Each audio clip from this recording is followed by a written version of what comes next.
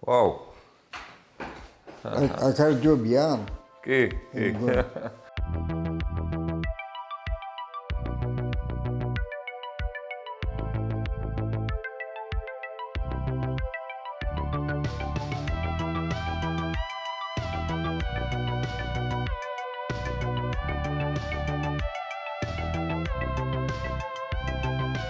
ბატონ თენგიზ. რომ გითხრათ იმის შესახებ, ისევე რაზე მუშაობთ, თქვენ ლაბორატორია რაში სპეციალიზირდება, მაგალითად ჩვენ ხედავთ ზებრათევზის ანატომიას, როგორც ვიცი, ზებრათევზი არის, ასე ვთქვათ, სამოდელო ორგანიზმი, რომელიც გამოიყენება არა მარტო ზებრათევზი, ეუკარიოტული უჯრედების ვირჩი მიმდინარე პროცესები, გენეტიკური პროცესები და მათი რეგულაციის მექანიზმები. აჰა. კი ბატონო, ჩვენ ვსწავლობთ ფაქტიურად ბირთვის მატრიქსთან ასოცირებულ ფერმენტებს, ისეთები როგორიც არის პოლიადიპერიბოზა პოლიმერაზას, დნმ ტოპოიზომერაზა 1-ს, დნმ ტოპოიზომერაზა 2-ს და ამ ფერმენტების მონაწილეობას, აქტივობის ცვლილებას კიბოს წარმოქმნის დროს, ავთვისებიანი გადაგვარების დროს. მათი მოდულაციის საშუალებით იმ ნაერთების იდენტიფიცირებას, რომელიც გამოიყენება მომავალში სამკურნალოდ. ანუ კიბოს მკურნალობის ოპტიმიზაციისთვის არის გამიზნული ჩვენი კვლევები. ანუ თქვენ რეალურად აკეთებთ, ჩვენ თუ გვაქვს რაღაც ნივთიერება, რომელიც შესწავლოთ გვინდა როგორც პოტენციური კანდიდატი ანტისიმსივნური ნივთიერებისათვის, თქვენ აკეთებთ მათ შესწავლას in vivo-ში და in vitro-ში, ხო? In vivo-ში და in vitro-ში, ზიად.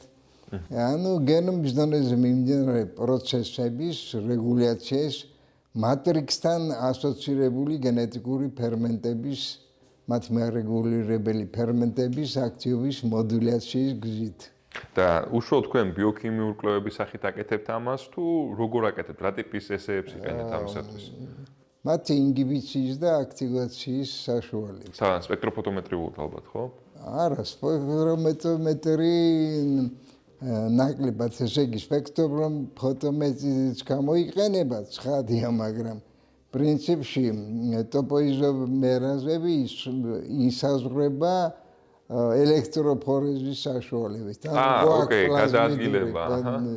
პლაზმიდური დნმ და მათი სუპერსპირალიზაციის, დესპირალიზაციის საშუალებით ხდება აქტივობის განსაზღვრა. და თქვათ, დაიკლო აქტივობამ ფერმენტისა, მეორისა მოიმატა და ამ ცვლილების საშუალებით მოძებნა იმ ნაერთებისა, რომლებიც ოპტიმიზაციას მოახდენენ კიბოს მკურნალობის. პრინციპში ჩვენ ხო ვიცით, რომ ტოპოიზომერაზის შემთხვევაში ჩვენ დნმ-ის, ასე ვთქვათ, უფრო კომპრესირებული ან გაშლილი ვარიანტი გვექნება და ამის გადაადგილებას შევამჩნევთ, ხო? ელექტროფორეზის საშუალებით გამოგვიყვება. შეგვიძლია დავინახოთ დნმ-ის, ასე ვთქვათ, დნმ-ის გადაადგილება რა დონეზე ხდება ლედერში, ამის მიხედვით გავარჩიოთ, ასე ვთქვათ, რამდენად აქტიურია სპირალიზებული დნმ, ეს არის კონტროლი და მისი რელაქსაციის საშუალებით, ანუ სუპერსპირალობის ხარისხის ცვლილების მიხედვით, ჩვენ შეგვიძლია შევადაროთ კონტროლს, თქვათ, რაღაც ნაერთის ზემოქმედება ამაზე და განსაზღვროთ, ესე იგი, აქტივირდება ეს ტოპოიზომერაზა თუ ინჰიბირდება. და ვიზუალურად ესე თუ ხდები, გამოიყოფა ისე, რომ როდესაც ინჰიბიცია ხდება და რელაქსაცია როდესაც ინჰიბიცია ხდება, არ რელაქსირდება. და შესაბამისად უფრო კომპრესირებულ ფორმაში არის. გსაღებებით იღებება და იქ ხდება. შეგვიძლია დენსიტომეტრია გააკეთო და ზუსტად განსაზღვრო რა პროცენტით დაიკლო რელაქსაცია, რა პროცენტით მოიმატა და ანუ აქტივობა გაძლიერდა ფერმენტის თუ შემცირდა, ამის მიხედვით ხდება. თუ შემცირდა იქ რელაქსირებული დნმ-ის რაოდენობა დაიკლო აქტივობამ და თუ მოიმატა გაძლიერდა აქტივობა და სხვადასხვა ნაერთის მოქმედება კომბინაციებით შეიძლება დადგინდეს ფერმენტები რა კომბინაციით ახდენენ კიბოს ინჰიბირებას. თქვათ, ერთი ფერმენტი შეიძლება შემცირდეს, მეორე გაიზარდოს, ან ორივე გაიზარდოს და ამის შედეგად ხდება დადგენა ამ ნაერთების მოქმედება როგორ მოქმედებს თქვა სიმსივნის წარმოქმნაზე, მის განვითარებაზე, განვითარების ეტაპებს. უშუალოდ თქვენს ლაბორატორიაში მე როგორც ხედავ, ეს აბა თერმოციკლები იქნება, თორცები. კი. აქ ამპლიფიკაციას აკეთებენ. ხო, PCR-ისათვის. დიახ. აქეთკენ აბა ელექტროფორეზისათვის გექნება მოწყობილობები. რა შეიძლება თქვა ამ ფერმენტებს ერთი DNM-ის რელაქსაციას აკეთებს, თქვა DNM ტოპოიზომერაზა ერთი DNM-ის ერთძაფიანი გაწყვეტის საშუალებით, ხოლო ტოპოიზომერა და არ ჭირდება მას ეგრეთ წოდებული ATF-ი ენერგიის წყაროდ ტოპოიზომერაზა ორი წყვიტავს ორძაფიან DNM-ს და მას ჭირდება ATF-ი. ანუ ერთი ენერგიის გარეშე შემოიშავს, მეორეს ჭირდება აქტიური წყარო ჭირდება ATF-ის სახით.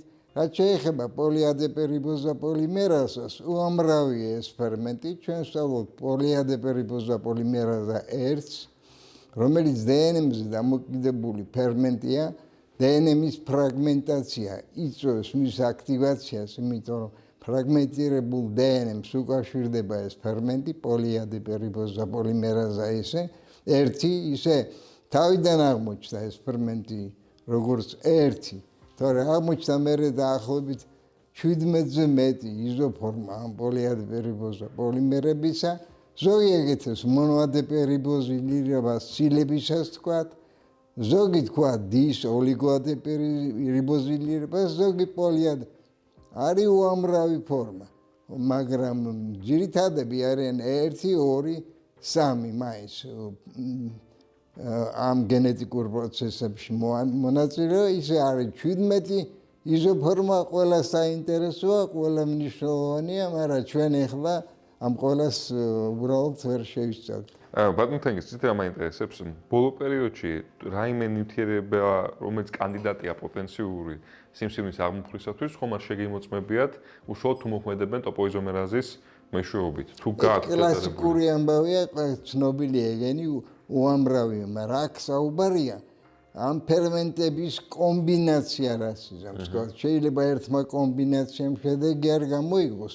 დამატებით რომელიმე ფერმენტის თქვათ იზოფორმის თქვათ მოდულაციამ გამოიღოს ეფექტი. ეს უბრალოდ არის ვარიანტები დასაყენებელი ამ კომბინაციის და ექსპერიმენტი იმის ექსპერიმენტია, რომ არ ვიცით პრინციპში რას გამოიწვევს ამა თუ იმ ფერმენტის ინჰიბიცია თუ აქტივაცია. ამიტომ ასეთ ექსპერიმენტი თქვათ არის უფრო ალბათური, ან გამოვა, ან არ გამოვა, შემოქმედება ფაქტიურად და რა შედეგებს მივიღებთ, იმის მიხედვით გამოჩნდება რა მოგწვა შედეგი.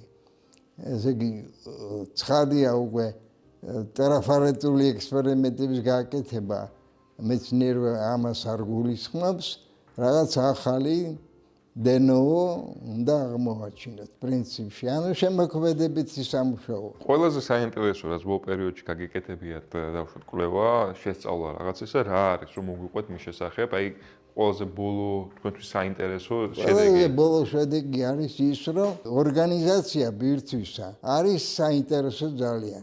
არის ნუკლეოსომური ორგანიზაცია, ცნობილია, ასაკცრემიანი ნაწილაკებია, რომელიც ჰისტონებზე დახვეული რასაკვირველია. მერე არის თქვათ სტრუქტურა უფრო მაღალ ორგანიზებული, სამასაკრემიანი ფიბრილებია. ეს ფიბრილები მიმაგრებული არიან გარკვეულ სტრუქტურებზე. მას ქვიათ ბირთვული მატრიქსი. ანუ ბირთვულ მატრიქსი ლამინა და ხო, ესე ცილოვანი კომპონენტებისაგან შედგება და მათთან ასოცირებულია მრავალი გენეტიკური ფერმენტი. აი ჩვენ ვსწავლობთ ამ მატრიქსთან ასოცირებულ კომპონენტებს. მაგალითად, ტოპოიზომერაზები სიტყვაზე არიან მატრიქსთან, არიან არამატრიქსულ უბანშიც, მაგრამ არიან მატრიქსულ უბნებში. და ამას დიდი მნიშვნელობა აქვს რა უჯრედის ფუნქციონირებისათვის და მაგალითად ეხლა აღმოაჩინეთ რომ რეზვერატორი რომელიც არის პოლიფენოლი და ხურზენში არის დიდი რაოდენობა რომელიც იწვევს სიტყვაზე ტოპოიზომერაზა 2-ის დაქვეითებას არამატრიქსულ უბნებში აღმოჩნდა რომ მატრიქსულ უბნებშიც მოქმედებს ეს რეზვერატორი ტოპოიზომერაზა აქტივობაზე ტოპოიზომერაზა 2-ზე რომელიც საჭიროებს დნმ-ის რელაქსაციისთვის ენერგიას ატევს და ეს გვაძლევს იმის საშუალებას რომ რადგან თავისუფალი არამატრიქსული ტოპოიზომერაზა ინჰიბირდება ამ რეზვერატორით ჩვენ დავასკვნათ რომ მატრიქსთან ასოცირებული ტოპოიზომერაზაც ინჰიბირდება და ის რომ ის უბანი რომელზეც მოქმედებს რეზვერატორი არ არის ეკრანირებული სხვა ცილებით, სხვა კომპონენტებით, სხვა მოლეკულებით თავისუფალია იქაც და რეზვერატორი აღწევს ისევ როგორც გასუფთავებულ თავისუფალ ტოპოიზომერაზა 2-ის უბანთან ასევე მატრიქსთან დაკავშირებულ დნმ ტოპოიზომერაზა 2-თან რადგან კომპლექსია ეს კომპონენტი და ესეც ინჰიბირდება დაახლოებით 60%-ით. აი ამ შედეგიდან გამომდინარე ჩვენ შეიძლება ვივარაუდოთ რომ რეზვერატორი უხდება მრავალ თქვათ დაავადებას, პათოლოგიას და მატრიქსის ტოპოიზომერაზაც ჩართულია ამ პროცესში. ანუ რეალურად აქედან ვლინდება რომ რეზერვატორი როგორც ნივთიერება, რომელიც პოლიფენოლი გახლავთ რეზერვატორი, რომელიც გაჯერებული არის ყურძენში, მაგრამ ცალკეულად იყიდება კიდევ როგორც საკობი დანამატი, გამოსადეგი არის გამომდინარე თავისი სპექტრიდან იმისათვის რომ გამოვიყენოთ როგორც ანტისეპტიკური ნივთიერება. ღვინოში და ამიტომ ზომიერად ჩვენ შეგვიძლია ვიხმაროთ სამკურნალოდ წითელი და ეს ფართო სპექტრი მოქმედებს უშუალოდ ზუსტად სიმსივნურ დაავადებებში სიტუაციებში სამკურნალოდ იხმარება და მრავალ დაავადებას უშუალოდ თქვენი კვლევის შედეგი იმისკენ გვიბიძგებს რომ ამაში შეიძლება გამოყენებული შეიძლება მექანიზმი ამისი რომ არა მარტო თქვათ არამატრიქსული ტოპოიზომერაზა არის სამიზნე ამ რეზერვატორისა, არამედ მატრიქსთან ასოცირებული ტოპოიზომერაზა. და ეს კიდე იმის საშუალებას გვაძლევს, რომ თუ გვესმის მექანიზმი, როგორ მუშაობს მექანიზმი, ჩვენ შეგვიძლია ერთი თუ დავუშვათ რეზერვატორი გვაქვს როგორც საწყისი ბიომოლეკულა, თუ ქიმიკოსები ვართ, შეგვიძლია გავაუმჯობესოთ მისი ქიმიური სტრუქტურა და გავხადოთ უფრო ეფექტური გამომდინარე მექანიზმიდან. აქტივობა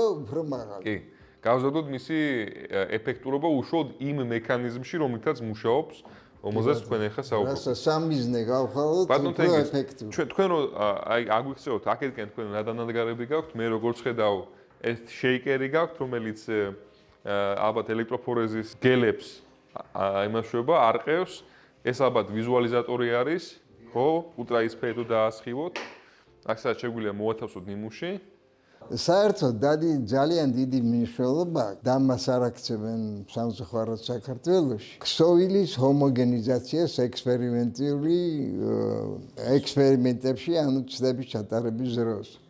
აი აქ არის თქვათ ჰომოგენიზატორი და იმის მიხედვით როგორი ხარისხის პრეპარატი და ყველას უნდა მაღალი ხარისხის პრეპარატი მიიღოს, მაგრამ როდესაც გვინდა ბირთვის გამოყოფა ქსოვილი უნდა დახომოგენიზირდეს ძალიან ფაქიზად, სწორად უფრო სწორად, ანუ რომ დაზიანება არ მოხდეს მისი გარსისა, ხო, მემბრანისა. ცენტრირებული ტეფლონის იგი მასალიდან გაკეთებული მაღალი ხარისხის ტეფლონისაგან, ესე იგი დამანგრეველი მასალა, რომელიც ახომოგენიზირებს ამ ქსოვილს, ცენტრირებული უნდა იყოს ეს ღერძი, რომელიც ბრუნავს განსაკუთრებით სიჩქარეზე, რომ მიიღოთ ნატიური ბირთები, ახლოს ინივოს სიტუაციასთან მორფოლოგიურად, რომელსაც სამწუხაროდ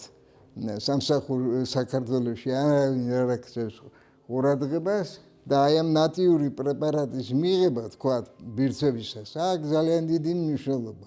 იმიტომ რომ ეს არის პირველი საწყისი და ხარისხიანი პრეპარატი უნდა მიიღოთ იმისათვის რომ სარწმუნო იყოს მონაცემი. ანუ უშუალოდ აქ პრობლემა ის არის რომ ბირთვის გარსი თუ დაირღვა თუ მაშინ ჩვენ უკვე ვეღარ გვექნება სანდო შედეგები. როცა ტეფლონის მასალასა და ჭურჭელს შორის სადაც ხდება ჰომოგენიზაცია მუდმივი არ არის დიამეტრებს ჭურჭელსა და დასახომოგენიზებელ ქსოვილს შორის აი ეს მანძილი ზომა ანუ ადგილი აქვს ქსოვილის და ბირთვის შესაბამისად დეგრადაციას ანუ ვერ მოხდება სტანდარტულად მაღალი ხარისხის პრეპარატის მიღება და უკვე ეს მოქმედებს შედეგზე და ზუსტად ჰომოგენიზატორს იმისთვის ვიყენებთ რომ კონტროლირებად და განმეორებად გავაკეთოთ პროცესი ჰომოგენიზაციისა ხო?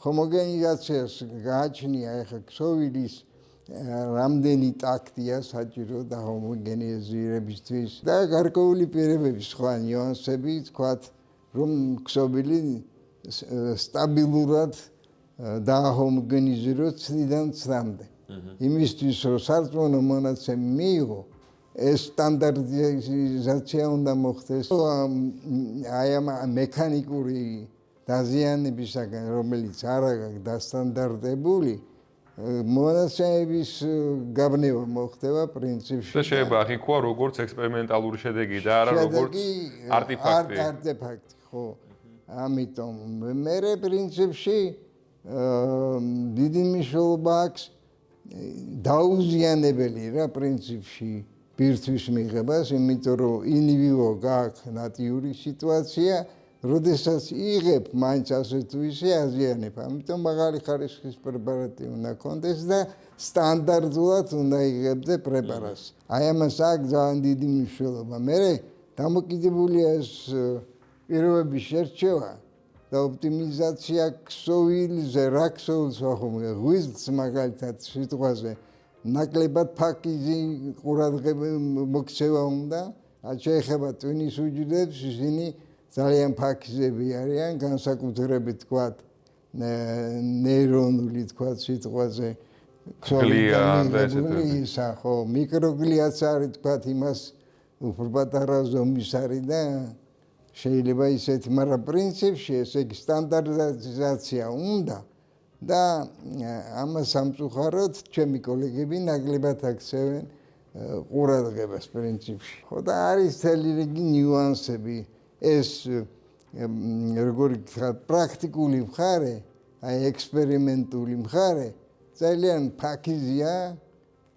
ძალიან როგორ გითხრათ, მგზნობი არის იმისთვის რომ მივიღოთ სტანდარტული მონაცემები და ამას სამწუხაროდ ნაკლები ყურადღება ექცევა. არა ეს რეალური გადამწყვეტი ფაქტორია იმაში, რომ შედეგები იყოს სანდო და განმეორებითი, იმიტომ რომ აი ძალიან მარტივადაც ვთქვა, თუ გინდა რაღაცის კონცენტრაციის გასაზღვრა, ჩვენ გააჩნია როგორ გავაკეთებთ ჩვენს ჰომოგენიზაციის პროცესს, შეიძლება რაღაცა ნაწილი ექსპერიმენტს და მეორე ექსპერიმენტს შორის, უბრალოდ ვერ განვაცალკევოთ, ასე ვთქვათ, ვერ მიიღოთ მთლიანი განცალკევება და გაზავება ჩვენი ანალიტისა, ჩვენს სითხეში და მაგის გამო ჩვენ ასე ვთქვათ მივიღოთ სრულ შედეგი. გვეგონოს რომ ეს რეალურად შედეგია და არა არტეფაქტი.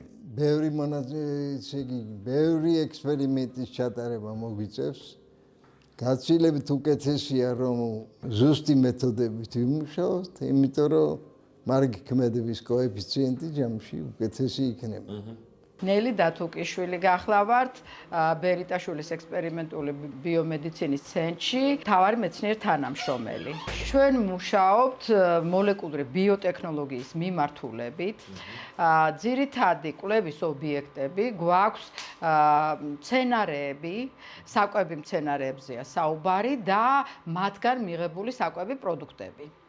და ვიკვლევთ მათ გენომებს, DNM-ის მოლეკულებს სხვადასხვა მეთოდებით, მოლეკულური მეთოდებით. ეს არის პოლიმერაზული ჯაჭვური რეაქცია, DNM-ის ექსტრაქციას ვაკეთებთ და მიზანი ჩვენი კვლევების არის დიაგნოსტიკის მეთოდების შემუშავება. აი ამ მცენარეებში, საკვებ პროდუქტებში არსებული ალერგენების დეტექციისათვის. ალერგენები არის ცილები, რომლებიც საკვების მირთმევის მერე ადამიანში იწვევს დაავადებას, ალერგიულ დაავადებას და სამწუხაროდ დღეისათვის არ არსებობს განკურნების სამედიცინო მეთოდები ალერგიის წინააღმდეგ. ამიტომ ერთადერთი საშუალება ადამიანმა თავი რომ აარიდოს ალერგიას, ეს არის არ მიირთვას ეს პროდუქტი, რომელიც იწვევს ალერგიას. თხილი დაუშვათ, ვისაც ბევრია. მაგალითად, კი ბატონო, თხილი, ახლა ყველაზე ძლიერი ალერგენები არის ბევრი მცენარეული. ჩვენ უფრო ამ კუთხით, ამ ეტაპზე ჩვენი კვლევები არის ფოკუსირებული მცენარეულ ალერგენებზე.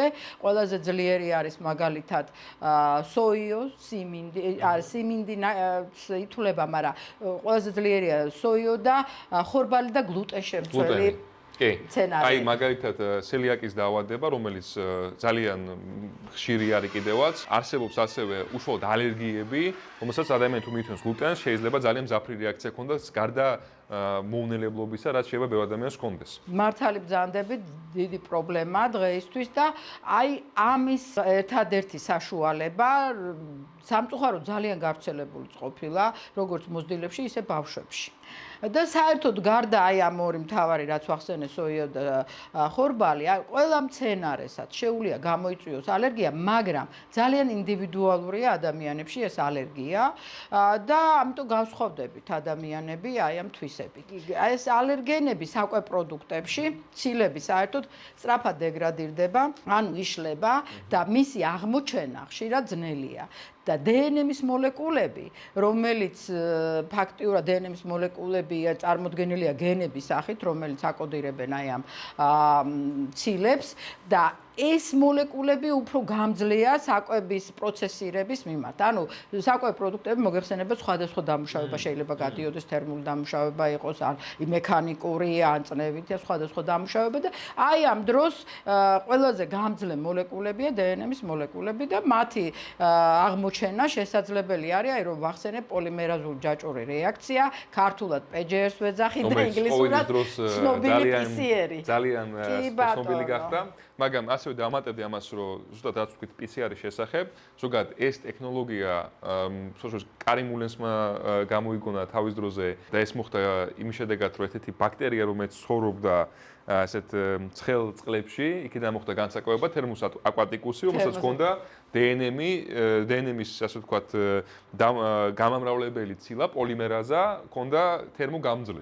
და ამის ასე ვთქვათ ინჟინერულად ჭკვიანად გამოყენება მოხდა ამ ტექნოლოგიის შექმნისათვის და PCR-ის გამოყენება ზუსტად შესაძლებელი არის ნებისმიერი ძალიან მცირე რაოდენობა დნმ-ის ამპლიფიკაციისათვის. ანუ რომ ჩვენ ავიღოთ პატარა რაოდენობა დნმ-ისა, როგორც COVID-ის შემთხვევაში, როდესაც ჩვენ გვაინტერესებდა დავუშვათ ადამიანს აქვს თუ არა COVID-ი ორგანიზმში და გვეპოვა ძალიან მცირე რაოდენობა დნმ-ისა და შემდეგ გაგვეკეთებინა მისი გამრავლება დავაფიქსიროთ. ანუ ძალიან პატარა რაოდენობაზე ჩვენ მას ვერ ხედავთ უბრალოდ და თუ ჩვენ ასე ვთქვათ დავაკოპირეთ დნმ ძალიან ბევრჯერ, მაშინ ჩვენ შეგვიძლია უკვე იმდენი მივიღოთ და დავაფიქსიროთ. უბრალოდ ამას ამბობ თქვენ, რომ თუ ჩვენ გვაქვს რაღაცა მცენარე, რომელშიც არის ისეთი ცილები, ისეთი ასე ვთქვათ ამინომჟავების ჯაჭვი, რომელიც იწვევს ალერგიულ რეაქციას, იმიტომ რომ ანტისხეულები ემევა ადამიანისა, მაგრამ ის ცილები შეიძლება ძალიან პატარა რაოდენობით იყოს ერთი და მეორე განადგურდეს დამუშავების შედეგად, ხო, იმიტომ დენატურაცია მოხდეს ცილების და ტემპერატურის ჩარევის ან წნევის ჩარევის შედეგად, ჩვენ შეგვიძლია ეს მარტივად აღმოვაჩინოთ თუ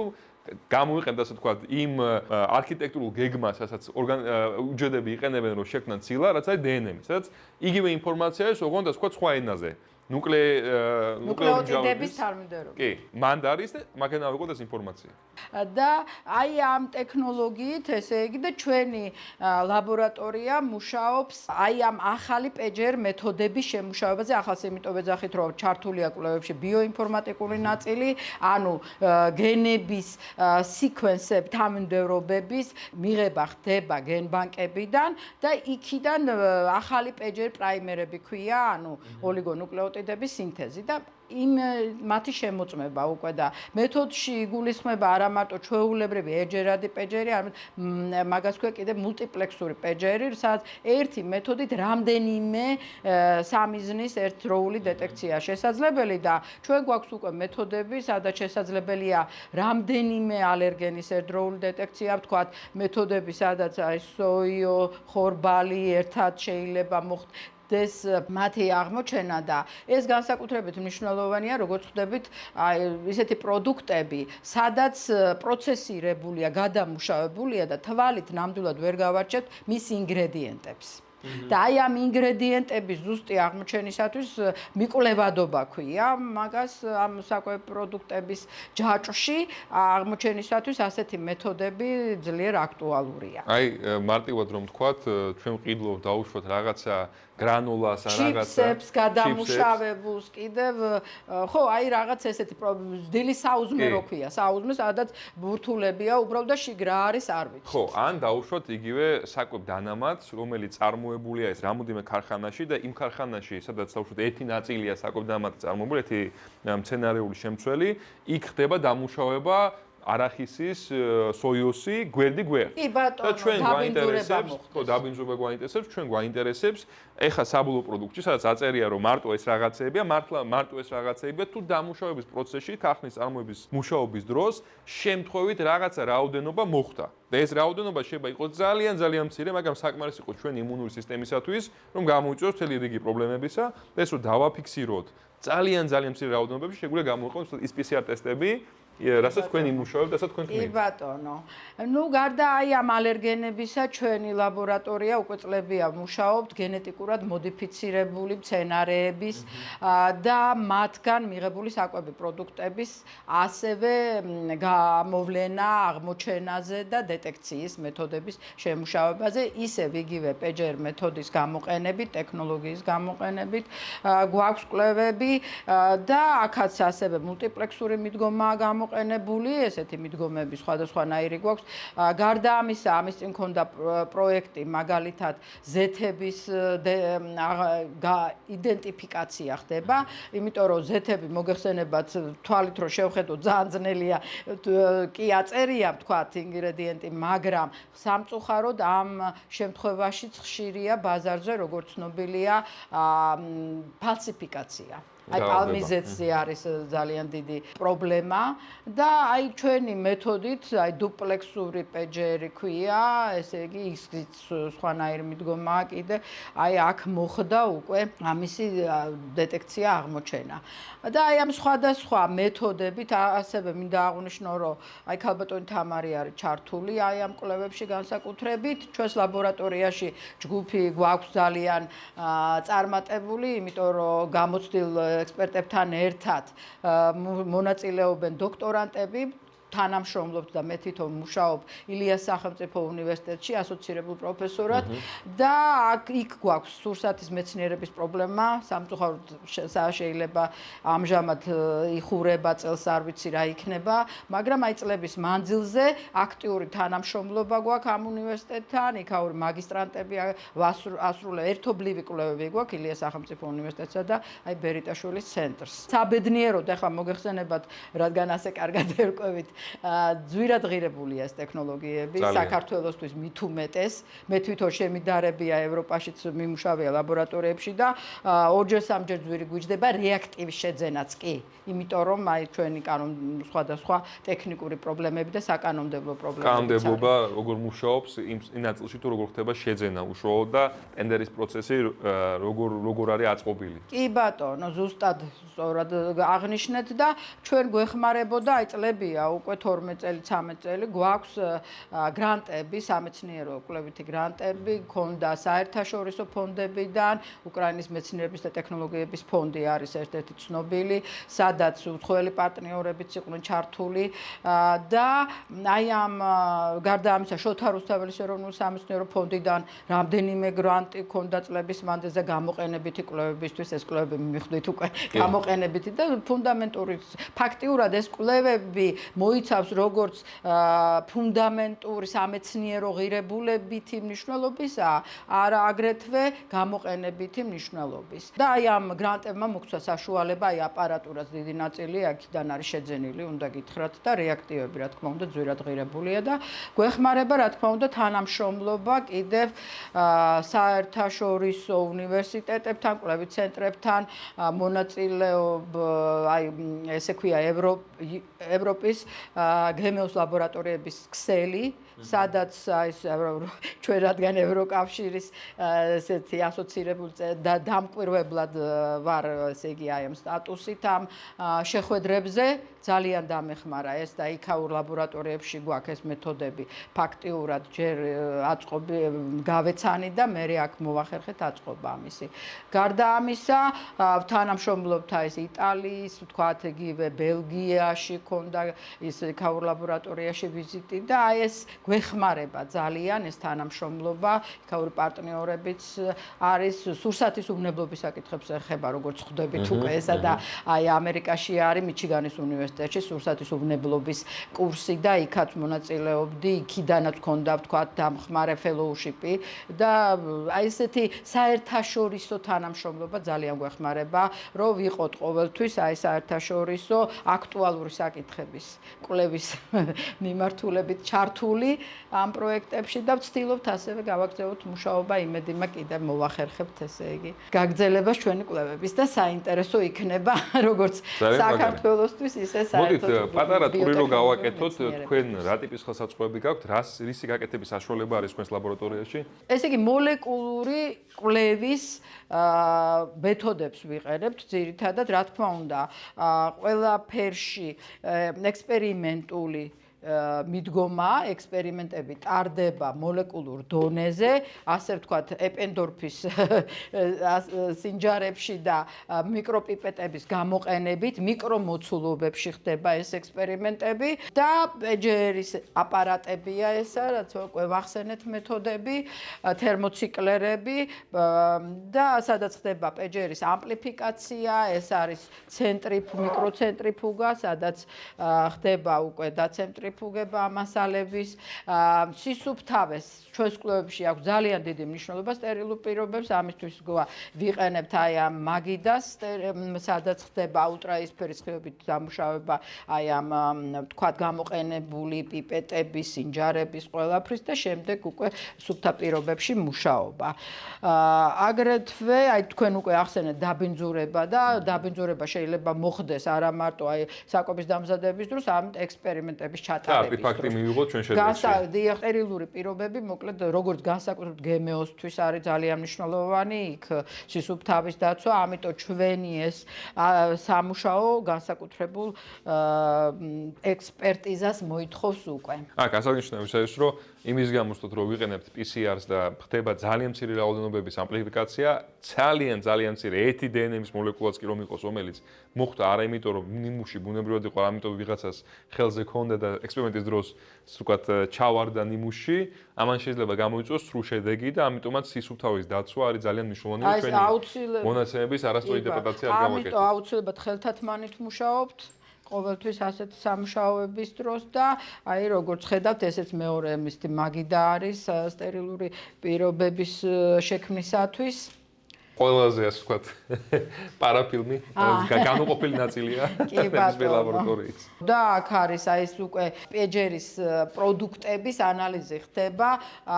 ეს არის ულტრაისფერის სინათლის აპარატი. რომელიც ასხივებს უშუალოდ და თუ ჩვენ ვღებავთ ჩვენს დნმ-ს რაღაცით. აი თუ ჩვენ დაუშვათ გვაქვს ნიმუში, სადაც იგივე SDS-ით ან აგაროვის გელით გავაკეთეთ განცალკევება ანცილების ან დნმ-ისა, ჩვენ შეგვიძლია აგაროზას გელს ფორას ვიყენოთ. ჩვენ შეგვიძლია გამოვიყენოთ ზუსტად ულტრაისფერი დასხივება, იმიტომ რომ ისაც ულტრაისფერი ასხივებს რაღაცა ფლუროფორს, რომელთა შეღებილია ჩვენი ნიმუში ან უშუალოდ დნმ-ი, ვინაიდან შთანთქავს ეთიდიუმ ბრომიდით ხდება შეგვიძლია დავინახოთ ბენდები, ზუსტად ის ზოლები, რომელიც გვეუბნება ის კონკრეტული დნმ-ის მონოკვეთი, რომელიც არის ჩვენს ნიმუში, რა ზომის არის და მაგით გავიგოთ თუ იყო ის რაც ჩვენ გვინდოდა დაგვენახა. წინასწარ ვიცით რა ზომის პროდუქტი უნდა მივიღოთ ამ შემთხვევაში, დნმ-ის მარკერები გვაქვს გვერდზე გაშვებული და ეს არის აპარატი, ჯელდოკი ქვია ამ გელების უკვე ანალიზისათვის, ფოტოაპარატით გადაღება ხდება და ასე გამოყენება და მე კომპიუტერში გადატანა და დამუშავება შედეგების. აქაც აი ქალბატონი თამარი ამზადებს აგაროზას გელზე ელექტროფორეზისთვის უკვე ნიმუშები უნდა დავიტანოთ აგაროზას გელზე და ის აპარატია, რომელიც იძლევა საშუალებას ელექტრულ ველში მოძრაობს უკვე ეს პეჯერ პროდუქტები და დელიმარკერთან ერთად რის საშუალებითაც უკვე ხდება შემოწმება პეჯერ პროდუქტის ზომის. აქ როგორც ხედავ სპექტროფოტომეტრიც გაქვთ? თუ ელაიზას ამკითხველი არის? ეს კი, ის კი. და საერთოდ ახლა ვიყენებთ უკვე ცალკე გვაქვს ინსტიტუტში გაჩვენეს ლაბორატორია. აი ჩვენ მალე წავიდეთ. აი იქ არის ნანოდროპი ვიყიდ შევიძინეთ უკვე და ბევრად ძლიერი აპარატია და იქ ვზომავთ უკვე ამ კონცენტრაციებს. ერთ-ერთი მნიშვნელოვანი რაღაცა ასაც ჩვენ დაკავებული ვართ PCR-ით და ნებისმიერ ტექნიკით, როდესაც მუშაობ DNM-თან, არის ვიცოდეთ ჩვენს ნიმუში რამდენი არის რეალურად DNM-ი და რამდენი არის სისუფთავე DNM-ისა, ხო? იმიტომ რომ ჩვენ შეიძლება გქონდეს დაბინძურება RNM-ითაც, ჩვენ შეიძლება გქონდეს დაბინძურება ცილებითაც და ამიტომაც ერთ-ერთი ტექნიკა, რომელსაც ვიყენებთ, რომ ნახოთ რამდენი სუფთა არის ჩვენი ნიმუში, რამდენი არ არის მასში ცილები, არის 280 ნანომეტრის და 260 ნანომეტრის შეფარდება ერთმანეთში, რომელიც გვეუბნება რამდენია პროპორცია DNM-ისა ცილებთან, იმიტომ რომ ცილები თავისი მოლეკულური სტრუქტურის გამო შეიცავენ ფენილალანინს და ტრიპტოფანს, რომლებიც არიან არომატული მოლეკულები, შესაბამისად ისინი შთანთქავენ ტრაიზფეს, DNM-იც ამას აკეთებს. განსხვავება არის ამ ორი ტიპის მოლეკულას შორის შთანთქმაზე, 280 და 260 ნანომეტრს შორის და შესაბამისად რა რაოდენობის პროპორცია არის ამ ორი ტიპის მოლეკულისა, ჩვენ შეგვიძლია დავინახოთ გამომდინარე 260 ნანომეტრზე და 280 ნანომეტრზე შთანთქვისა. აქაც იგივე დიდი რადგან სამუშაო ძალიან სხვა მრავალფეროვანი გვაქვს ხოლმე ეს მეორე აპარატია ასევე აგაროზას გელზე ელექტროფორეზის და აქ ასევე SDS page-ის გაკეთებაც შეგიძლიათ ხო რომ ცილები განაცალკევოთ დაინახოთ ცილებზე ჩვენ არ ვმუშაობთ აქ DNM-ზეა ძირითადად DNM-ის ლაბორატორია ფაქტიურად ესე იგი აი ამ უკვე მიღებული შედეგების ანალიზი ხდება მერე უკვე სტატისტიკური მეთოდების გამოყენებით სხვადასხვანაირად შეგვიძლია აი იქ პრინციპში იმაზე ჩანს ის. აქ ამ სურათებზე არის შედარებითი ანალიზი გენომური DNM-ების სხვადასხვა მცენარეული სახეობებიდან აღებული. ეს არის სიმინდი, სოიო, ბრინჯიც არის, აქ ხორბალი, ქერი, შვრია და აღებული არის გენომური DNM-ებია გამოყოფილი და შედარებული არის ერთი და იგივე მცენარის სპეციფიური პეჯერი გაკეთებული ანალიზი სხვადასხვა სახეობის მცენარეში გენომური DNM-ების ანალიზის კუთხით და განსხვავებული სურათებს იძლევა აშკარად ჩანს სხვადასხვა სახეობის მცენარეები. ჩვეულებრივ ანუ მარცვლები, თესლები იყო აღებული, დაფქული და იმისი DNM-ი ექსტრაქცია და გამოყოფილი და ეს არის უკვე სურათები აგაროზას გელზე ელექტროფორეზის შედეგების. აჰა, ანუ ჩვენ შევხედოთ ახლა ჩვენ რეალურად უყურებთ რას? აგაროზა, რომელიც არის ესეთი პოლიმერი, მისგან გაკეთებული გელის მაგვარი, ასე ვთქვათ, ოთხკუთხედი ობიექტი, რომელიც მუშაობს როგორც ლაბირინთი, ჩავთვალოთ, იმისათვის, რომ ჩვენმა DNM-ის მოლეკულამ გააჩნია მის ზომას და ფორმას, გაიაროს ის ან უფრო სწრაფად, ან უფრო ნელა გამომდინარე მისი ზომიდან. როდესაც ხდება ელექტრული ველის დატანა, იმის გამო DNM-ი არის როგორც მოლეკულა პოლარული, გააჩნია მუხტი გარკვეულ pH-ზე, ის იწყებს გადანაცვლებას თავისი უარყოფითი მუხტის გამო დადებითი ელექტროდისაკენ, ხო, რომელზეც პლუსი არის და ამის გამო ის იწყებს მიგრაციას, აი ზემოდან ესე ქვემოთ.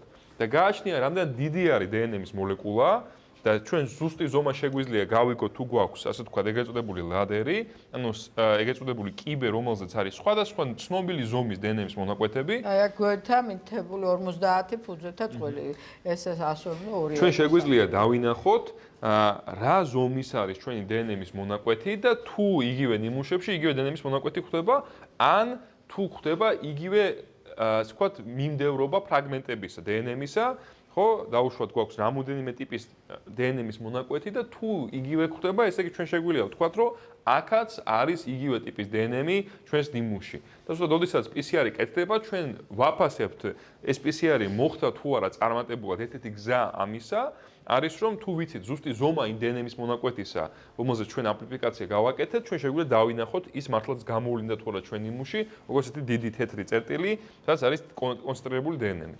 კი ბატონო. ზედა სურათები ეს არის გენომური DNM-ები და აქვე არის ეს პეჯერ პროდუქტების სურათები. აი ესა გენეტიკურად მოდიფიცირებულ ორგანიზმებზე, აი აქ არის ნაჩვენები უკვე ესეთი საკვე პროდუქტებში მიკვლევა გენეტიკურად მოდიფიცირებული ორგანიზმების, როგორც ხედავთ, ეს არის გამოყენებული, აი სურათზეც არის ნაჩვენები, განსაკუთრებული უბნები არის გემეოში, წინასწარ არის ცნობილი, რომელიც არის პრაიმერი ქვია და ასე ვთქვა, პრომოტორული უბანი, პრაიმერები არის დამიზნებული პრომოტორულ უბანზე, ან ტერმინატორულ უბანზე, გენის თავში და ბოლოში თანმიმდევრობები, რომლებიც ჩვეულებრივ პირობებში არ არის ამ მცენარეში და მხოლოდ გენეტიკური მოდიფიკაციის შედეგად არის შეტანილი ეს უბნები და გარდა ამისა ამ გემეოში ჩართული არის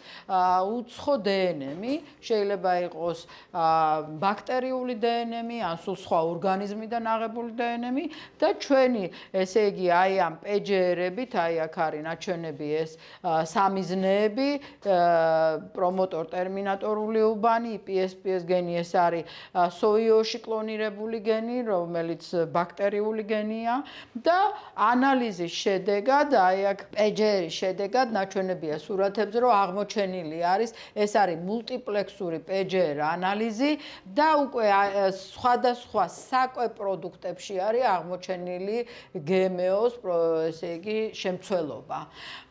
და როგორც ხედავთ, ამ ანალიზის შედეგად შესაძლებელი არის დეტექცია რამდენიმე დნმ სამიზნის. მაგალითად, აქ არის აღებული საკონტროლოდ გენმოდიფიცირებული სოია, რაუნდაპრედი სოია არის ესეთი, 10%-იანია აღებული და ის არის როგორც კონტროლი, სადაც ვიცით, რომ გემეოს დეტექცია ნამდვილად უნდა მოხდეს, ის ნამდვილად შეიცავს სტანდარტებს ვყიდულობთ, ესე იგი, აი ამ სოიოს სტანდარტებს და შემდეგ შედარება ხდება სხვადასხვა პროცესირებული პროდუქტების. აი აქ იყო სხვათა შორის ამ პროექტში გამოკვლეული იყო კარტოფილიც არის გენმოდიფიცირებული 100%-იანი, აი კარტოფილიც არის აღებული აქა და პამიდორიც იყო აი ამ პროექტში კონკრეტულად და შემდეგ აანალიზებული არის სხვადასხვა სახის სოსის სხვათა შორის, აი ხორცის პროდუქტები, ხშირად შეიცავს, თქვენ წარმოიდგინეთ, უცხოეთიდან გავიგე პირველად სოიოს, გენმოდიფიცირებული სოიოს მინარევებს. იმიტომ, ასე ვთქვათ, შევსება ხდება მოცულობისა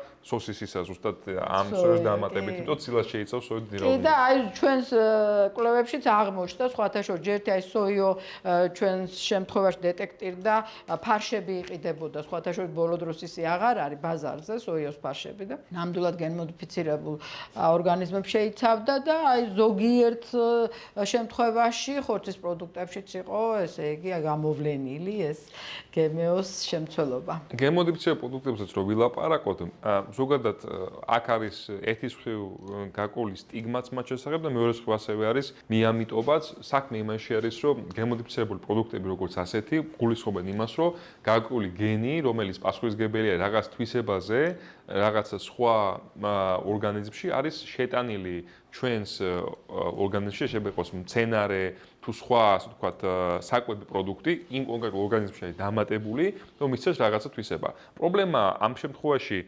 ხოლმე ის არის, ერთი რომ დაუშვათ მას შეიძლება გააზარდოს მისი გამძლეობა რაღაც გარემოში, მისცეს რაღაც დადებით თვისება, მაგრამ პრობლემა ხშირად ის არის, რომ კომპანიები, რომლებიც აკეთებენ ამ გენმოდიფიცირებას, სვამენ გენებს, რომლებიც ეხმარება მცენარეს იმისათვის, რომ გაუძლოს პესტიციდებს, ძლიერ პესტიციდებს გაუძლოს. ამის გამო ეს კომპანიები მერე ძალიან დიდ რაოდენობით პესტიციდებს უკეთებენ, რომ მცენარემ პესტიციდ ჰერბიციდებს გაუძლოს. ან კიდე არის წერებს რო გაუძლოს. კი, ინსექტიციდებს. წერებს გაუძლოს, ხო, აი ინსექტიციდები ხო, უფრო ის არის, რომ იყენებენ იმას წერების საწინააღმდეგოდ. კი, ანუ ზოგადად მატებენ, ასე ვთქვათ, ესეთ მომწამლავ ნივთიერებებს, რომლებიც კლავს თხუნელებს, თუ მწერებს, თუ სხვა მცენარეებს, რომლებიც შეიძლება წაართვან საკვები მარაგი ჩვენს მცენარეს, რომელსაც ვზრდით, უმატებენ დიდი რაოდენობით იმისათვის, რომ ეს ყველაფერი, ეს პრობლემა მოიცილონ, მაგრამ ეს გენი ეხება მცენარეს, რომ გააძლოს. პრობლემა რაში არის? პრობლემა იმაში არის, რომ ეს მცენარე კი ძლებს ამას, მაგრამ ეს ყველაფერი, რაც დაემატა გარემოში, იმის გამო რომ გაუძლო ამ მცენარეშია დაგროვებული და და შესაბამისად ჩვენ უდიდესად ამ სცენარეს მივირთმევთ, ჩვენ ვღებულობთ მაღალ დოზა პესტიციდებს, ჰერბიციდებს, ინსექტიციდებს, რომელიც დამაზიანებელ ეფექტს აქვს ხშირად ჯანმრთელობაზე და ამის გარდა კიდე, ოდესაც ჩვენ ვამატებთ რაღაცა განსხვავებულ გენს ერთი ორგანიზმიდან მეორეში, ჩვენ არ ვიცით ეს გენი როგორი ურთიერთქმედებს ამ ორგანიზმის კონკრეტულ მეტაბოლურ სისტემაში ცილებთან და თუ სხვა მეტაბოლურ ნივთიერებებთან და რა პროდუქტს წარმოქმნის, რა კონკრეტულ ნივთიერებას წარმოქმნის, რომელსაც შეიძლება არა კონდეს რაღაცა ჯანმრთელობის დამაზიანებელი ეფექტი. კი ბატონო, ამიტომ მაინც ჩვენი პროექტები ბოლოში არის ესეთი, თქვენ წარმოიდგინეთ, ბოლო დროს არის ძალიან აქტუალური მეცნიერებაში ესეთი ჰოლისტიკური მიდგომას ეძახიან ერთდროულად რამდენიმე საფრთხის გამოვლენა და ჩვენ გვაქვს უკვე პროექტები და მეთოდები შემუშავებული, სადაც ერთდროულად შეიძლება მოხდეს გემოს და ალერგენების დეტექცია. ანუ გენმოდიფიცირებული მცენარე პროდუქტებში შეიძლება იყოს მულტიპლექსური პეჯერ მიდგომა გვაქვს შემუშავებული, სადაც შეიძლება გამოვავლინოთ როგორც გემო, ასევე ალერგენები დამახასიათებელი ამ გემოსი ან ამ და თქვენ სახეობის ამისთვის შეიმუშავეთ ზუსტად სპეციალის ახალი ტექნიკა, ტექნოლოგია რო და გაკეთებინა. ტექნოლოგია, კი ბატონო, ძალიან მაგარი არის. ესეთი საინტერესო. თუ თქვენ გაინტერესებთ სურსათის უვნებლობაზე მუშაობა, თუ გაინტერესებთ ეს სფერო, შემუშავება ახალი ტიპის PCR ტექნიკებისა, საქართველოში არის ესეთი ლაბორატორია, რომელიც ამაზე მუშაობს და თუ ხართ ახალგაზრდა მეცნიერი, რომელსაც საინტერესებს, იცით სად მოხვიდეთ. სალამი, რო გითხრათ სახელი გვარი, რაზე მუშაობთ, რა არის თქვენ ლაბორატორიის ძირითადი სპეციფიკა და რო გაგვიკეთოთ პატარა ახსნა აქ რა ხდება, რა მოწყობილობით მუშაობთ. მოდით, ცოტა ექსკურსს დავიწყებ თვითონ ლაბორატორიით, ესე იგი, მე ვარ განსაჭკარდუა და ვარ მემბრანოლოგიის ლაბორატორიის გუნდის წევრი. ჩვენი ლაბორატორია ჩამოყალიბდა გასული საუკუნის 70-იან წლებში ბატონ ზურაბ ქომეთიანის მიერ და დაარსების დღიდანვე ფოკუსირდება და სწავლობს მემბრანაში მიმდინარე პროცესებს, თვითონ მემბრანის სტრუქტურას, ცვლილებებს და იქ არსებულ ყველა სისტემას. მაგრამ მე მაინც გამოყოფდი ერთ მნიშვნელოვან სისტემას, ეს არის ნატრიკალი ატეფაზა. რატო ფოკუსირდება? იმიტომ რომ ეს არის ესეთი სისტემა, რომელიც ბევრ პროცესში არის ჩართული და იმ დროისთვის, რა მონაცემები იყო ამ სისტემაზე, რომ ეს არის ტუმბო, ამავდროულად ეს არის ფერმენტი, რომელიც ნატრიუმისა და კალიუმის იონის ტრანსპორტს უზრუნველყოფს და ჩართული არის მოცულობის რეგულაციაში, რაც მთავარია ნეირონის ფუნქციონირებაში და მოკლედ აქედან გამომდინარე აქტიურად ჩავერთოთ მის კვლევაში. და შეიძლება ვთქვათ, რომ მისი კინეტიკური კვლევის თვალსაზრისით საკმაოდ წარმატებები ჰქონდა მსოფლიო მასშტაბით და ამას კიდევ ხელი შეუწყო იმ ფაქტორმა, რომ ბატონმა ზუროვმა შეიმუშავა ის მეთოდიკა, რომლის მეშვეობითაც ესეთი რთული სისტემების კინეტიკური დამუშავება ხდებოდა. მაგრამ საინტერესო აღმოჩნდა სხვა ფაქტი კიდე, რომ გარდა ამ ორი თვისებისა, კიდე ითავსებს მესამე ფუნქციას, ეს არის სასიგნალო ფუნქცია, რომელიც ცნობილი აღმოჩნდა რაღაც გასული საუკუნის 90-იან წლებისთვის და ხა თუ გადავთვლით, მეცნიერული ასაკი დიდი არ არის და ამიტომ ეს სასიგნალო ფუნქცია კარგად შესწავლილი არ არის. და თან მნიშვნელოვანი ფაქტი იყო ის, რომ ტრიგერი ამ სასიგნალო ფუნქციის არის გლიკოზიდი, რომელიც ცნობილი იყო მის სპეციფიური ინჰიბიტორად და აღმოჩნდა ძალიან საინტერესო ფაქტი, რომ ჩვენს ორგანიზმში სინთეზირდება და ეხლა ცნობილ ჰორმონად ასე როგორ გვევლინება. ფოკუსირდით უკვე გადავედით ამ ახალ ინფორმაციაზე და კიდევ აღმოჩნდა, რომ ის ძალიან რთულ კომპლექსებს ქმნის მემბრანულ სხვა ცილებთან. არა მარტო მემბრანულ ცილებთან, ენდოპლაზმური ბადის ცილებთანაც კი და შეიძლება ითქვას, რომ ჩართულია უამრავ პროცესში და უამრავ დაავადებაში. დავიწყოთ ნეიროდეგენერაციული დაავადებებიდან, სიმსივნურ პროცესებში და გვერდს ვერაულით დაბერებასაც. რატო დაბერებას? იმიტომ რომ დაბერების ერთ-ერთი თეორია ეს არის ფაქტიურად თავისუფალი რადიკალების თეორია და ნატრიკალი ატეფაზა ამ თავისი სასიგნალო გზით აღმოჩნდა, რომ გენერირებს თავისუფალ რადიკალებს. ამიტომ ეხლა უკვე ცნობილია, რომ ეს ცილა, რომელთანაც ჩვენ დავიწყეთ და ვიცოდით, რომ იყო მარტო ორი ფუნქციის მატარებელი, აღმოჩნდა, რომ კარგი თერაპიული სამიზნე არის ბევრი დაავადების მექანიზმის გასაგებათაც და სამკურნალოთაც. ამიტომ წავედით უკვე სხვა მიმართულებით, თან მით უმეტეს კინეტიკურად კარგად გვაქვს შესწავლილი და ამჟამად ფაქტიურად ორი მიმართულებით მუშაობთ. გვაქვს რუსთაველის ფორდის 2 გრანტი. ერთი ეს არის დაბერება და დაბერებაში როგორ მონაწილეობს, მისი ფერმენტული კომპონენტი როგორ იცვლება და სასიგნალო გზაც რა ცვლილებას განიცდის და ამავდროულად როგორ მოქმედებს ერთ-ერთი ანტიოქსიდანტი, როგორც არის ლიპოის მჟავა მთელი ამ პერიოდის განმავლობაში. მეორე თემა, რაღაც თქვით რომ ეს არ არის დიდი ასაკი, ბევრი კითხვის ნიშანია ამ სასიგნალო გზასთან დაკავშირებით უკვე. მეორე თემა ეძღვნება სუმთლიანად სასიგნალო გზას. ანუ რა მოდიფიცირებას გადის ეს სასიგნალო გზა დაბერების პროცესში ისევ, ანუ სხვადასხვა ასაკობრივ ჯგუფებში და რა პოტენციური კავშირი შეიძლება ქონდეს ამ სასიგნალო გზას სხვა არსებულ სასიგნალო გზებთან, რომელიც თქვათ სინთეზირებას ანტიოქსიდანტური ფერმენტების აწარმოებს, უამრავი სხვა, აი რა კავშირი ამ სხვა სასიგნალო სისტემებთან დაკავშირებით. და საბოლოოდ რა შემილია ვთქვა რომ ხა ამ ზღვა ინფორმაციის, ზღვა ფუნქციების შემდეგ ფაქტურად დავესაცხები ერთ-ერთ მეცნიერს, რომელიც ეს ნატრიკალიათებაზე მუშაობს, რომ ამ ფერმენტს შეიძლება უწინასწარმეტყველო ძალიან დიდი მომავალი კლინიკურ კვლევებში კონტექსტში. კი ბატონო, რომელიც ფაქტურად ნაწილი ჩვენთან იყო დაბერება და ჯამრთელად ასე რომ თქვა დაბერება, რა ვიცი, მთელი საზოგადოების და კაცობრიობის აუცილებელი და საკვლევი საგანი არის. ამიტომ რაღაცა პატარა აგურსაც ჩვენ დავდებთ აი ამ დიდ სურათში, რასაც დაბერების მთლიანი მექანიზმი და პროცესი ქვია. ზოგადად ვიპარაკოთ უფრო ფარდ კონტექსტზე, ჩვენ ვახსენებთ თავისუფალი რადიკალები, ჩვენ ვახსენებთ ანტიოქსიდანტები, თუ ლაპარაკობთ ამაზე, რომ გვესმოდეს გარდა ასე ვთქვათ იმ ზოგადი ცნებისა, რაც საზოგადოებაში არის, რომელიც არ ზუსტად თუ რა არის ანტიოქსიდანტები და თუ რა არის თავისუფალი რადიკალები.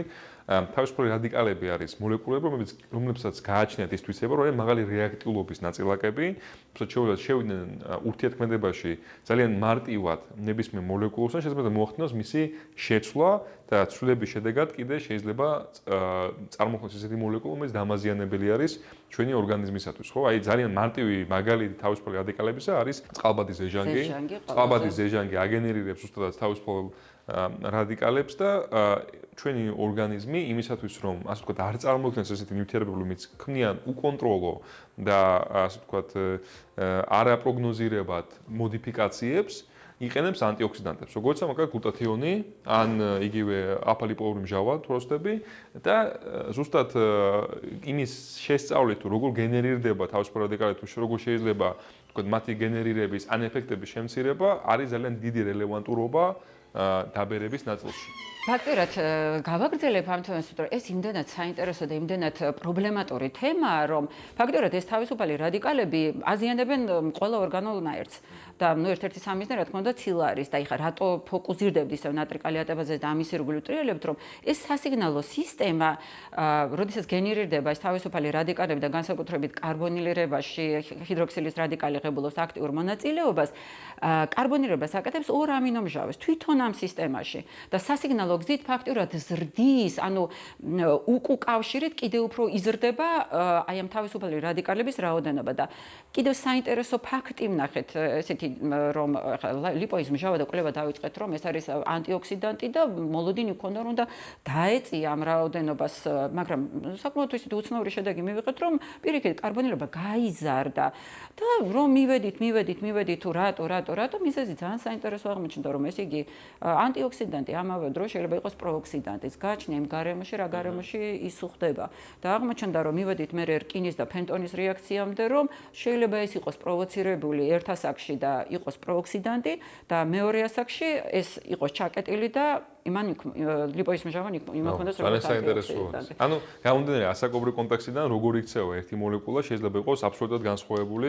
აბსოლუტურად. ამიტომ ის მიდგომა რომ ანტიოქსიდანტია თუ რაღაც ჩვენ მივიღოთ და დადებითი ეფექტი, კვლევა მაჩვენა რომ ძალიან საფრთხილოა კვლევის და წინასწარ ასე რომ თქვა მდგომარეობის გარეშე ერთმნიშვნელოვნად იმის თქმა რომ ეს არის ერთმნიშვნელოვნად ანტიოქსიდანტი. ამიტომ საფრთხილოა ზოგადად თერაპიული თვალსაზრისით მისი მიღება და მკურნალობის თვალსაზრისით თუ კვლევა არ არის და ასე რომ თქვა დამატებითი ინფორმაცია არ აქვს, ეს ყველაფერი ცოტა საფრთხილო არის. კი, ნაინათელი მაგალითი არის იმისო, თუ ჩვენ შაბლონურად დავარქვით რაღაცას კარგი ან შაბლონურად დავარქვით რაღაცას ცუდი და ის რო თქვათ, რომ ანტიოქსიდანტები ყველანი კარგი არის და ეს არის ანტიოქსიდანტი, ეს არ არის მეცნიერული მიდგომა, ეს არის უბრალოდ გამარტივება რაღაცა, ჩვენ უნდა გვესმოდეს, რომ ნივთიერებები დღის ბოლოს არის მოლეკულები, გააჩნია რა კონტექსტში იქნებიან, გააჩნია როგორ ურთიერთქმედებიან რაღაცასთან, მათი გავლენა იქნება განსხვავებული. ბუნებას არ ადარდებს, ასე ვთქვათ, რა არის კარგი, რა არის ცუდი, მხოლოდ ის თუ როგორც რაღაცა მუშაობს, მექანიზმი მუშაობისა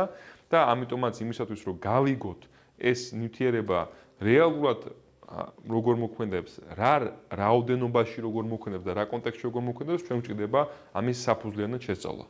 ძალიან საინტერესო, ესე იგი, გარდა იმისა, ესე იგი, რა ორგანიზმს რა და ორგანიზმში რა მდგომარეობა გვაქვს, ამის გარდა რა კონცენტრაციით და რა დროით ვიმოქმედებთ. აი, ყველა ამ ფაქტორს აქვს უდიდესი მნიშვნელობა. ამიტომ არის, რომ ეს კლინიკური, პრეკლინიკური კვლევები, ეს თუ გინდათ დაწყებული ექსპერიმენტი და ცხოველზე კვლევები და მერე თანდათანობით საფეხურზე ასვლა, ეს მნიშვნელოვანი იმისთვის, რომ საბოლოო შედეგამდე მივიდეთ, რომ მერე უკვე კლინიკური აპლიკაცია გქონდეს ამა თუ იმ ნივთიერების. ამიტომ დეტალური შესწავლა უნდა ყველა ნივთიერებას და ძალიან საინტერესოა ეს მონაცემი და რაღაცა თითო ესეთი ექსპერიმენტი და კვლევა რაღაც გარკვეულ აგურს დებს დიდ სურათში, რასაც ახლა თუ ანტიოქსიდანტებს და ოქსიდაციურ სტრესს შევეხებით, რომელიც ფაქტურად ყველა პროცესში შეიძლება მაგი იყოს ჩართული. მე მინდა ვახსენო, რომ ჩვენ ასაც ხედავთ ბერიტაშვილის ექსპერიმენტული ბიომედიცინის ცენტრის ტერიტორიაზე არის, ვთქვათ, თითოეულ ეტაპზე გარკვეული პროცესების შესწავლისა ფუნდამენტალური მოლეკულური თუ ბიოქიმიური კვლევები,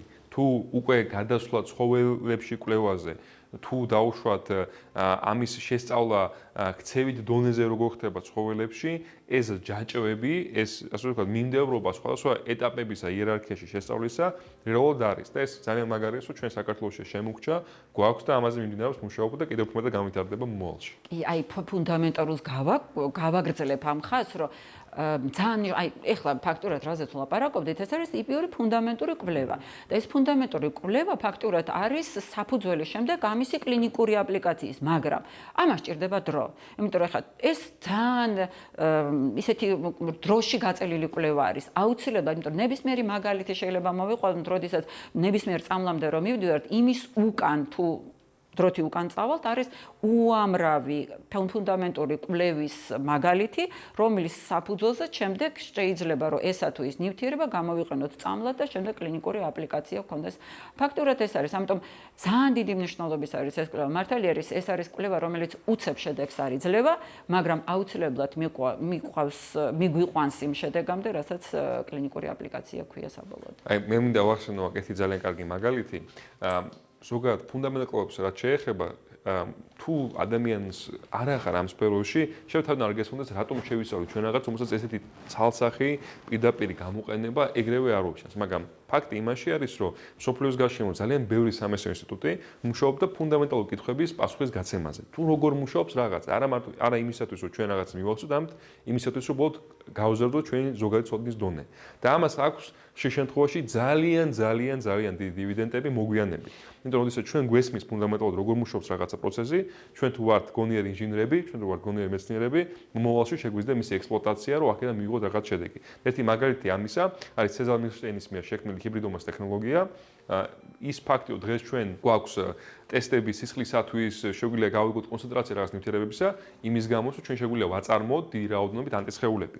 ეს ტექნოლოგია, რომელიც გამოიყენება ანტისხეულების წარმოებისათვის მასიურ რაოდენობით, რომელსაც არ შეგვიძლია ცხოველები და იყენებს უჯრედულ კულტურას, არის ჰიბრიდომის ტექნოლოგია. ერთი რაღაც, რაც გააკეთა სეზარ მილშტეინმა, არგენტინულმა მეცნიერმა, რომელიც მუშაობდა MRCLMB-ში, კემბრიჯში არსებულ კვლევით ინსტიტუტში, მან გაერთიანა მეილომას უჯრედები ლიმფოციტებთან და მიიღო შედეგად ისეთი უჯრედი, რომელსაც შეეძლო ანტისხეულების წარმოება, როგორც შეუძლიათ ლიმფოციტებს და შეეძლო წარმოება და გაყოფა უსასრულოდ, როგორც შეუძლია მეილომის სიმსივნურ უჯრედებს. და ეს ყველაფერი შესაძლებელი იყო იმის გამო, რომ მაქამდე მას ამ ყველაფერს დევდა დიდი დროის განმავლობაში ფუნდამენტალურ კვლევები, თუ როგორ შეიძლება უჯრედების გაერთიანება, ერთმანეთში შეწყმა და ამ ყველაფერმა მოიტანა შემდეგ უზარმაზარი დივიდენდი, რომ შეიქმნეს ტექნოლოგია და დღესაც ჩვენ ვღებულობთ ბენეფიტებს, ვღებულობთ სარგებელს იმ ფუნდამენტალურ კვლევებიდან, რომელიც მოძებდა ამ ყველაფერს. სეზარ მილშტეინი დაჯილდოვებული იყო ნობელის პრემიით, პრიზით ზუსტად იმის გამო, რომ ეს ტექნოლოგია შექმნა, მაგრამ მან ამ ტექნოლოგიის შექმნა მოახერხა იმის საფუძველზე, რომ ამას დევდა ათობით წლების განმავლობაში ფუნდამენტალურ კვლევები მექანიზმებზე, რომელიც განაპირობებდა უჯრედების შერწყმის პოტენციალს და იმ ტექნოლოგიას, რომელიც მერე შეიქმნა. რა შორს წავიდეთ ახლა მაგალითად თუ სპექტროფოტომეტრზე მივად რომელიც ერთ-ერთი ქვაკუთხედი ხელსაწყო რომელსაც ჩვენ ვიყენებთ ის უამრავი მეთოდიკა რომელსაც ახლა ჩვენ ვიყენებთ ამ ხელსაწყოზე ის ბაზისური ის ფუნდამენტური კვლევა ის ქიმიური კვლევები რომელიც დაედო საფუძვლად და მე თანდათანობით ჩამოყალიბდა როგორც მეთოდი და ახლა ძალიან მარტივად და ინტენსიურად ვიყენებთ ნებისმიერი სპექტროფოტომეტრული ანალიზის შემთხვევაში ამიტომ ის მეთოდოლოგიური თვალსაზრისითაც თუ მიუდგებით ფაქტურად შეიძლება ვთქვათ რომ ისე კვლავ გამოძახილი და ბაზისი არის ფუნდამენტური კვლევა რომელმაც შემდგომ ასახვა პოვა ამ მეთოდიკაში რომელსაც ჩვენ პრაქტიკაში გამოვიყენებთ ამიტომ ეს არის ყველაზე მარტივი მაგალითი თან სპექტროფოტომეტრთან ვდგავართ და ასე რომ ვთქვათ ეს არის ბიოქიმიკოსის ყველაზე უფრო მნიშვნელოვანი მოხმარებადი ხელსაწყო რომელიც ასე მარჯვენა ხელი ასე რომ ვთქვათ რომლის გარეშეც ზუსტად და სპექტროფოტომეტრებიც არის გამოყენებითი მოწყობილობა მე შეიქმნა იმის საფუძველზე რომ თავის დროზე ფიზიკოსებმა ქიმიკოსებმა დაიწყეს გამოკვლევა როგორ ურთიერთქმედება სინათლე მასალასთან ლინზებთან პრიზმებთან და როგორ ურთიერთქმედება სინათლე თვითონ ნივთიერებებთან როგორ ხდებოდა შთანთქმა ზუსტად ეს ფუნდამენტალური კვლევები დიდი პროცენტულობით იძლევა უზარმაზარ დივიდენდას მაგრამ მათ ჭირდებათ მოთმინება მათ ჭირდებათ დიდხნიანი მუშაობა და მათ ჭირდებათ გრძელვადიანი პერსპექტივით ფიქრი კარგით გამარჯობათ მე გახლავართ რევას სოლომონია ივანე ბერიტაშვილის ექსპერიმენტული ბიომედიცინის ლაბორატორიის გამგე ბიოქიმიური ნეიროფარმაკოლოგიის ლაბორატორიის გამგე და აგრეთვე ილიას სახელმწიფო უნივერსიტეტის პროფესორი ჩვენი ლაბორატორია არის ფოკუსირებული ორ მთავარ პრობლემაზე ეს არის მეხსიერების მოლეკულური საფუძვლების კვლევა და ეპილეპტოგენეზის შეფერხების შესაძლო გზების ძიება. მეხსიერების მოლეკულურ საფუძვლებს ჩვენ შევისწავლით წიწილებში რეკოგნიციული მეხსიერების ეგრეთ წოდებული იმპრინტინგის რომელიც აი ამ ახლად გამოჩეკილ წიწილას უყალიბდება პირველი მოძრავი ობიექტის მიმართ ეს არის როგორც წესი მისი კრუხი მისი დედა აი მის მოლეკულურ საფუძვლებს ვსწავლობთ და ჩვენ გვაქვს ნაერთთა კლასი ეს არ არის ახალი ბიოლოგიურ სისტემებში არის ეს ნაერთები ინუდიტოლები რომლებსაც ჩვენი კვლევებით საკმაოდ იმედის მომცემი ეპილეპტოგენეზის შეფერხების უნარი გააჩნიათ. ანუ იმ მსმენელებისათვის ვინც თქვათ ამ საკითხთან ახლოს არ არის ეპილეფსია ეს უკვე ჩამოყალიბებული დაავადება და ამ ეპილეფსიას ჩამოყალიბებას აპირობებს პროცესი, რომელსაც ეპილეპტოგენეზი ეწოდება, რა თქმა უნდა, შენ თუ ამ პროცესში შეაფერხებ და თავიდან აიცილებ აი ამ დაავადების ჩამოყალიბებას, რა თქმა უნდა, კარგი, შენ თუ იცი, როდის იწყება ეს პროცესი და თუ გაქვს შეფერხების გზები.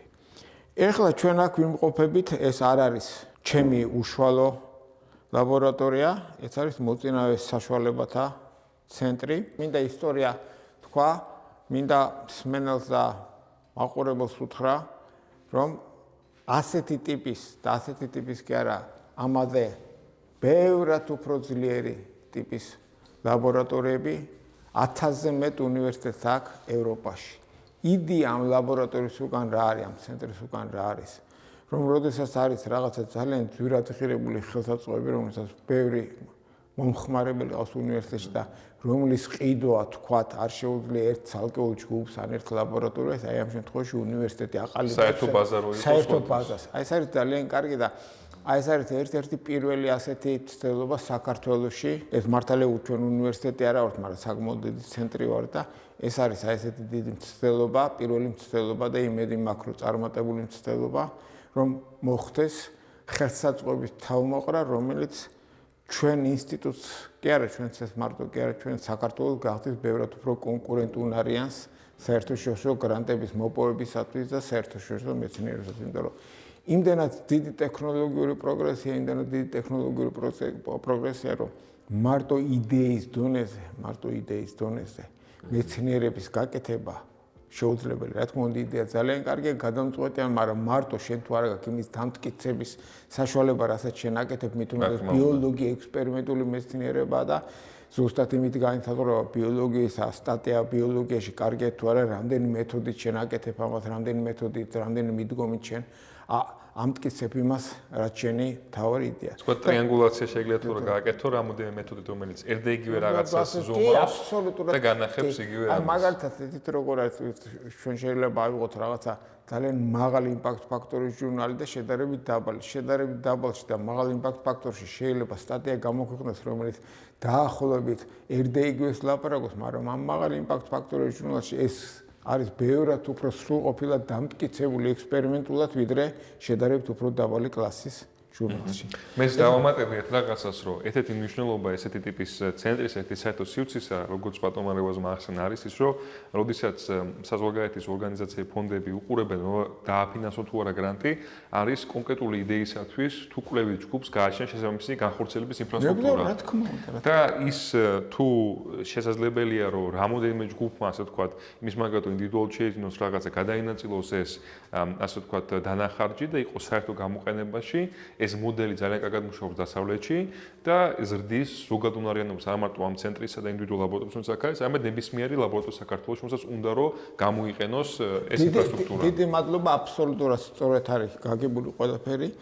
აი, ვისაც გრანტი წარუდგენია იქ, ძალიან ხშირად არის რომ არის ისა კითხვარი, აი შენ რომ ამას ვპირდები, როგორია შენი ლაბორატორიის მატერიალურ-ტექნიკური აღჭურვილობა, ჩამოგვითვალეთ ხელსაწყოები შეესაბამებიან თუ არა ისინი, აი ამოცანების გადაწყვეტას, რადგან თქვენ პრეტენზია გაქვთ. აბსოლუტურად სწორი გაგება თქვენ ამ საკითხზე. ახლა მაგალითად ეს არის ხემიდოკის სისტემა, ეს არის იდეალური სისტემა, ძალიან კარგი სისტემა. Western immunoblotting-ის მიღებული გამოსახულებების ანალიზისათვის. რომ გავმარტოთ, ესე იგი, Western blotting-ია ესეთი ტექნიკა მოლეკულურ ბიოლოგიაში, რომელიც გამოიყენება იმისათვის, რომ ჩვენ გავაკეთოთ ვიზუალიზირება, თუ სად არის ჩვენი თოსტები, ცილის თუ DNM-ის არის, ცილისაც შეიძლება იყოს Western-ი, Northern blotting-ი არის, კი, Northern და Southern-ი. ესა გაქვთ ბიოქიმიური ისა. მე ბიოქიმიკოსი გახვალ. ძალიან კარგია. ჩვენ ვიყენებთ ზუსტად Western blotting-ს იმისათვის, რომ თუ გვაქვს რაღაცა ცილა, ცილების რაოდენობა და რაღაცა სპეციფიკურად. თუ ჩვენ გვაინტერესებს ან რაოდენობა, ან ექსპრესია, თუ მოხდა კონკრეტული გენის და გამოიყო ცილა, ჩვენ შეგვიძლია გამოვიყოთ ანტისხეულების სპეციფიური რაღაცა ცილისა, შემდეგ ავიღოთ ესეთი მატრიცა SDS-ის გამოყენებით ან დავუშვათ სხვა რაღაცა მატრიცის გამოყენებით და როდესაც ჩვენ გავაკეთებთ ჩვენი ცილების განსაკუთრება ზომის მიხედვით, თუ გამოვიყენთ ანტისხეული, რომელზეც მიმაგრებულია რაღაცა განმანათებელი მოლეკულა, რომელიც ჩვენ გვაძლევს ინფორმაციას სინათლის მეშვეობით, ფლუორესცენციის თუ სხვა მექანიზმების მეშვეობით, შთანთქმის მეშვეობით, ჩვენ შეგვიძლია დავინახოთ მართლაც არის თუ არა ჩვენი იმუში ეს ცილა და რა რაოდენობით არის. ანუ რამდენად ძლიერი ექსპრესია. ანუ მაგალითად თუ ჩვენ ვიკვლევთ, თქვათ, ეპილეფსიის მაგალითს მოვიყვანდი, ალბათ თქვენთან GABA რეცეპტორები იქნება ალბათ. GABA რეცეპტორებზე კი ბევრი ისა გვაქვს, ბევრი ისა ნამუშევრები გვაქვს რეცეპტორების სუპერთეულების რაოდენობრივი ცვლილებებზე იმის შემდეგ და რა თქმა უნდა, აი ამას ეს Western immunoblotting-ით არის განსხვავებული. აი თუ მაგალითად დაგვაინტერესებდა, რამდენად მომატებულია ან შემცირებულია GABA რეცეპტორების რაოდენობა რაღაცა სტიმულის შედეგად, რაღაცა ადმინისტრირების შედეგად, ან დაუშვათ გენეტიკური ცვლილების შედეგად, ჩვენ შეგვიძლია დავინახოთ ეს რიცხობრივი ცვლილება, ზოგადად Western blotting-ის მეშვეობით და ეს დანადგარი ამისთვის არის აუცილებელი. აქ არის Western ელექტროფორეზის, Western immunoblotting-ი და თვითონ მონიტორისა, იმიჯის ანალიზის მე ამაზე მიმუშავე უშუალოდ ეს იღება, შიგნით ხდება მოთავსება, იღებუება და ზემოდან დასხივება მინდის. კარგით. ცოტათი რო წამოვიდეთ აქეთკენ, ეს არის პოლიმერული ჯაჭვური რეაქციის მანქანა. მოდით ახლა ვთქვათ, რომ ეს არის ყბა დაღებული PCR-ის მანქანა ამ პანდემიის შემდეგ, თორემ პანდემიამდე მან დაიწყო ბევრმა ხალხმა და არის ცოდა და ახლა ამ პანდემიის შემდეგ ყველა მიცის ჩვეულებრივ ადამიანს კი რამდენი ციკლის შემდეგ არის საშიში ვირუსი და ასე შემდგომ და ასე შემდგომ. ის ჩვენერი კარგი მანქანაა და გვაქვს ახლა ჩვენ უბრალოდ მინდა გითხრათ რომ ამ პანდემიის დროს თბილისი გადაივსო აი ამ ტიპის მანქანებით თერმოციკლერებით გადაივსო. ეს არის ნანოდროპი, ძალიან პატარა მოცულობაში სპექტრომეტრირების სპექტრომეტრირების საშუალებას იძლევა. გვერდზე ოთახში არის ახლა ხმამესმის უბრალოდ ინტერნეტში დაკავებულია ვირთაგვები არიან იქა. ეს არის ბარსის ლაბირინთის აპარატი, კი ბარს მეიზი, რომ იმას ვქნათ, რა ქვია, მეხსიერების სანამ წავედ მე დავამატებდი რომ უშუალოდ აი ნანოდროპების გამოყენებაც იმისთვის ხდება რომ თუ ჩვენ გვინდა შევაფასოთ რამდენი არის ჩვენი დნმ-ის რაოდენობა ან როგორია სისუფთავე ჩვენი დნმ-ის ნიმუშისა ჩვენ მიყენებთ ულტრაისფერ სინათლეზე ორ ტალღის სიგრძეს 280 და 260 ნანომეტრს და მათი შეფარდებით რამდენი ხდება შთანთქმა ამ ტალღის სიგრძეზე შეგვიძლია გავიგოთ დნმ-ის რაოდენობა და სისუფთავე რამდენად არის დაბინძურებული ხო არ არის ცილებით ან RNA-ით და ზუსტად ეს გვაძლევს ამ საშუალებას იმიტომ რომ პატარა რაოდენობების გაზომვაც კი შეგვიძლია ძალიან მცირე რაოდენობით ერთი წვეთის გამოყენებით. კარგით, ახლა ჩვენ ვართ კიდევ ერთ შემდეგ ოთახში, ეს არის patch clamp-ის აპარატურა, რომელზედაც ძალიან დიდი იმედები გვაქვს, რომ რაღაც ახალ და რაღაც განსაკუთრებულ შედეგებს მივიღებთ და ჩვენ გვექნება აი ამ შემთხვევაში ინტეგრირებული მიდგომა, იმიტომ რომ იმ უჯრედიდან, რომლისგანაც ჩავიწერთ, რომელზედაც ზემოქმედება გვექნება, იმ ერთი უჯრედიდან გვექნება აუცილებლად RNA-ის გამოყოფა და გენთა ექსპრესიის ანალიზი. ბატონო როს რო აგვიხსნათ patch clamp-ის გამოყენება რაში არის და რისი გაგება შეგვიძლია მის გამოყენება? patch clamp-ის არის ელექტროფიზიოლოგიური აპარატურა და აი აქ ამ შემთხვევაში შენ ცალკეულ უჯრედზე, თითოეულ უჯრედზე შეიძლება იმუშაო და გაზომო არხების მუშაობა, რეცეპტორების ზეგავლენა მათზე და ასე შემდგომ. ეს არის უკვე სულ სხვა დონე, ჩვეულებრივ ვთქვათ, ახლა ჩვენ ვაკეთებთ მაგალითად ჰიპოკამპში, ვთქვათ იმას რეკორდინგს, ჩაწერას, კი, მაგრამ ეს ხო ერთი ის არის, აი აქ ამ შემთხვევაში უკვე ცალკეულ უჯრედებზე და ცალკეულ არხებზე იქნება შესაძლებელი აი ამ მონაცემების შექმნა. ანუ ჩვენ ამით უფრო დეტალურ ინფორმაციას იმაზე გადავდივარ და ხმაურები რომელიც არის თლიანი იმიდან უკვე აღარ იქნება და როგორც გითხარით, ახლა ჩვენ მე არ მილაპარაკე ეს აპარატურა აქ ჩვენთან არ არის, მაგრამ გვაქვს ჩვენ იმაში ერთეული უჯრედის ტრანსკრიპტომის ანალიზი, ახლა ჩვენ სტატია დავასრულეთ ამის შესახებ, ანუ ჯერ ხო იყოს საოცარი მიღწევა 20 წლის წინ, რომ შენ აიღებდი თქვა ჰიპოკამპთან რაღაც წილი რაღაც უბანს და გაზომავდი ყველა გენის ექსპრესიას, როცა შემოვიდეს უკვე მაღალ ტექნოლოგიური პროცესები და ეხლა უკვე ჩვენ ამაზე აღარ ვართ ავკმაყოფილდებით ამით, ჩვენ თითო უჯრედში, თითო ინდივიდუალურ უჯრედში და რაღაც ვაანალიზებთ თქვა 10,000, 20,000, 100,000 უჯრედს ჯამში, ცალკე უჯრედში აი ამ გენთა ექსპრესია. ანუ სუბპოპულაციების დანახვა შეგვიძლია თავისი ქცევის მიხედვით. აბსოლუტურად და ეხლა რაღაც როგორც გითხარით სტატია მოვრჩი და გადავაგზავნოთ, ნახოთ რა ბედი ეწევათ წიწილების თავის ტვინში, იმ უბანში, რომელშიც მეხსიერება იწერება, რომელშიც სასწავლოში მონაწილეობს, როგორ მიდის რაღაცა უჯრედთა გარკვეულ პოპულაციებში გენთა ექსპრესიის ცვლილებები, მეხსიერების ჩამოყალიბების. მე რისი დამატება მინდა, რატომ არის ეს ძალიან გამოსადეგი? ჩვენი აღქმა ხშირად რაღაცა ორგანოებში მათი ფუნქციისა, რაღაცა ქვენ ნაწილებისა ხომ არის ძალიან ასე ვთქვათ ერთგვაროვანი. ჩვენ მიგვაჩნია რომ დაუშვათ ამიგდალაში ან ჰიპოკამპში ყველა ნაწილებში ყველაფერი ერთდაიგივე არის, მაგრამ რეალურად ესე არ არის.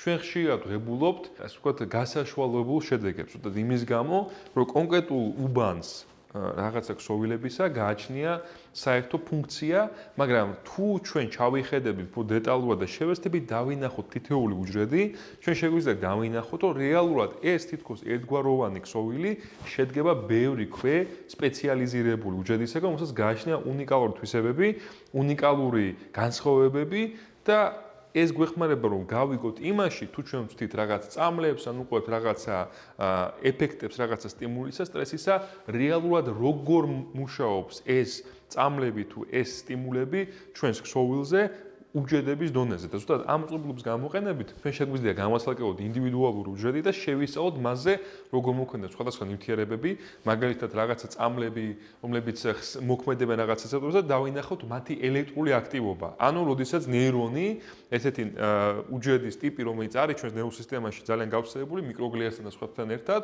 როგორ რეაგირებს უშუალოდ ელექტრულ დონეზე, როგორ რეაგირებს ის მოლეკულურ დონეზე, როდესაც ხდება რაღაცა წამლის დამატება ან რაღაცა იონების შესვლა გარემოში. აი ახლა ზუსტად აი თქვენ რაც თქვით, აი ეს პირველი კონკრეტული ამოცანა რაც გვაქვს ამაზე რომ აი ჰიპოკამპის პირამიდულ ნეირონებში ამ ინუდიტოლების ზეგალვინით უნდა ნახოთ როგორ იცვლება მათი ელექტრული აქტივობა და რომელი რეცეპტორი შეიძლება იყოს ჩართული ამაში და ასე შემდგომ. აბსოლუტურად ეს დავამატებდი ბატონო რევაზ, მე მგონი კარგი მაგალითი იქნება, როდესაც ჩვენ თუნდაც ხდება აღმოჩენა, რომ რაღაცა კორელაცია პოპულაციაში რაღაცას მიღებას შორის, ან რაღაცა ნივთიერება მცენარულ თქმაც ხალხურ მედიცინაში ცნობილი იყო, რომ რაღაცა ეფექტი ქონდა და ჩვენ გვინდა გავიგოთ მართლა არის ესე თუ არა და რა მექანიზმით მუშაობს.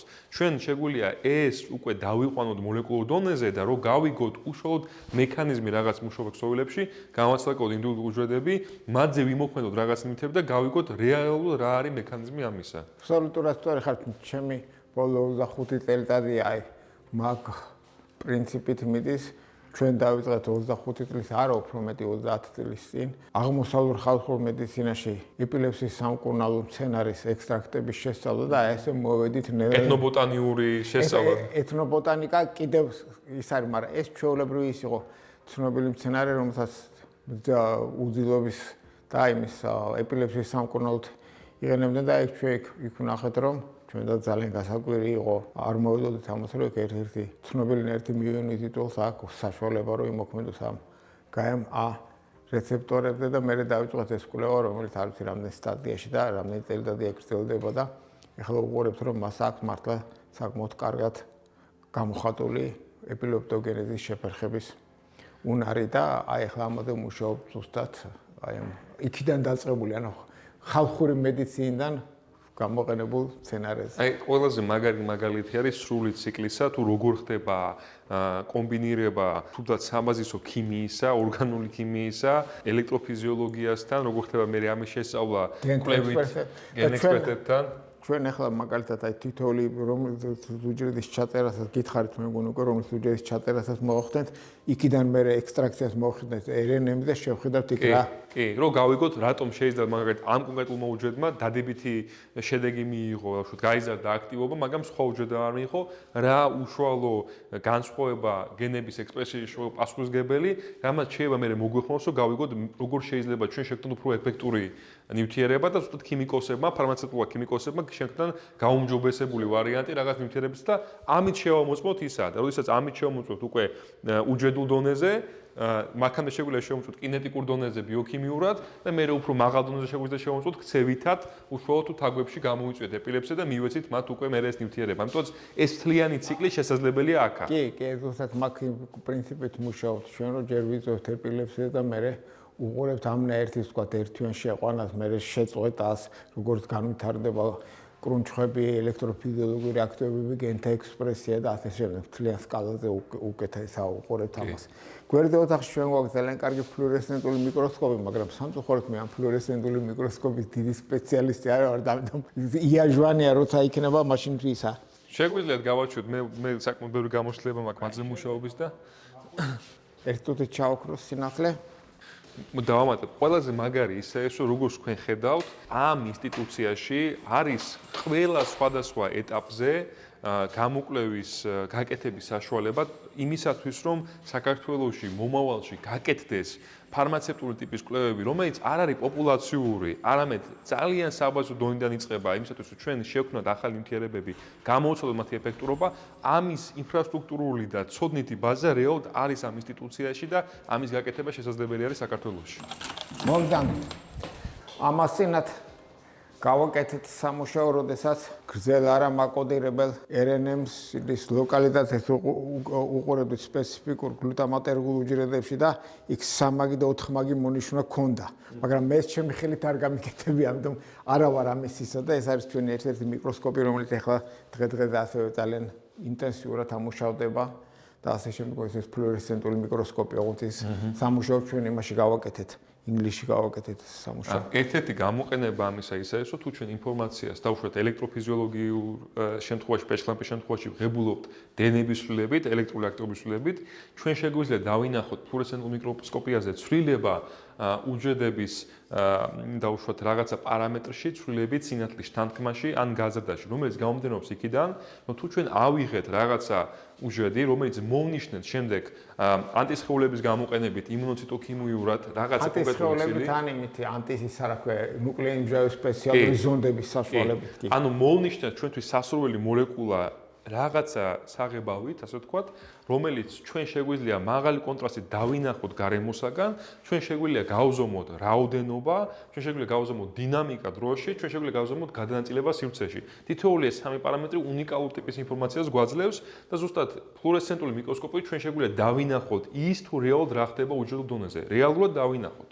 ეს არის ჩვენაც მოვიარეთ კიდევ ერთხელ ხალხს უსვამს სმენელისათვის და მაყურებლისათვის რომ ეს არის core facilities centers როგორც იტყვიან ის არის საერთო მოხმარების ცენტრი. ჩემ ლაბორატორიაში დგას კიდევ იქ მაღალი წნევის ქრომატოგრაფი, რადიოაქტივობის ცვლილი ეს მე გავიზარდე რადიოაქტივობის ცვლილება და რა თქმა უნდა ცხოვრება წინ მიდის და უკვე ფლუორესცენტულმა ტექნოლოგიებმა რადიოაქტივობას ჩაანაცვლეს, მაგრამ რეცეპტორების შესწავლა შეგვიძლია. მაგრამ მთელი ჩემი ცხოვრება აი სტუდენტობიდან კიდევ 20 წლის წინაც ძალიან ინტენსიურად ხმარობდით აი ამ რადიოაქტივობას. მაგრამ ნუ ეხლა კი რადიოაქტივობა ყოველთვის იხმარება, მაგრამ რა თქმა უნდა მისი გამოყენების ინტენსივობა ძალიან დაიკლო ჩემ ახალგაზრდობასთან შედარებით, იმიტომ რომ 1000-გვარად ბევრად უფრო უსაფრთხო ტექნოლოგიები შემოვიდა. თუმცა ამ რადიოაქტივობასაც აქვს საოცარი ისინი და იგივე ჩვენ რომ ლაპარაკობდით western blotting-ზე ყველაზე უფრო რაოდენობრივი მკაცრი რაოდენობრივი არის რადიოაქტივობა და ვიდრე ის ჩვეულებრივი ხემილუმინესცენცია რომელზეც მთელი სოფლიო ამას აკეთებს.